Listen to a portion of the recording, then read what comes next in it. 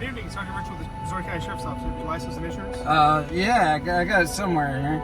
I know it wasn't speeding, officer. What did you pull me over for? You were driving distracted Oh, distracted driving? on a mobile device, yes, sir. I'm sorry, sir. Were you trying to report an emergency? No.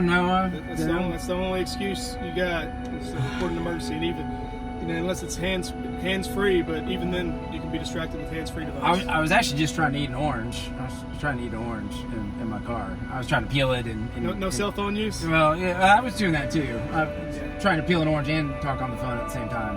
Both of those are driving distracted, yes, sir. All right, sorry. Well, thanks. You see what could go wrong there? Yes, sir. Oh, yeah.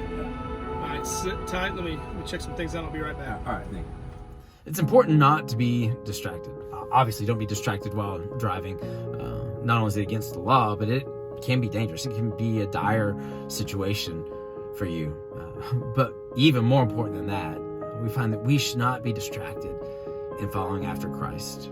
In 1st and 2nd Timothy, we find that Paul tells Timothy not to be distracted, to keep up the good work, but even more so, he's giving him a message to share to the church in Ephesus, which was prone to distraction, saying, don't get distracted by beliefs that aren't true.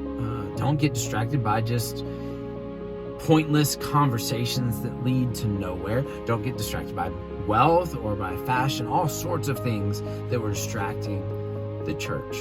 But this wasn't just about distraction. It was also about how they're living.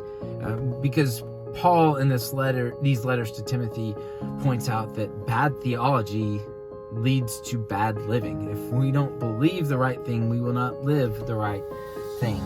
So he says in 1 Timothy chapter 3 that this is the point of why he's writing. Starting in verse 14, I hope to come to you soon, but I'm writing these things to you so that if I delay, you may know how one ought to behave in the household of God, which is the church of the living God, a pillar and a buttress of the truth.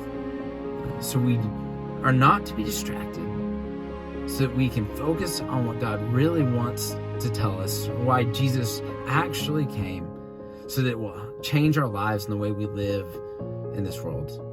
Join us on Sunday mornings as we dig into 1st and 2nd Timothy, and we seek to live undistracted lives.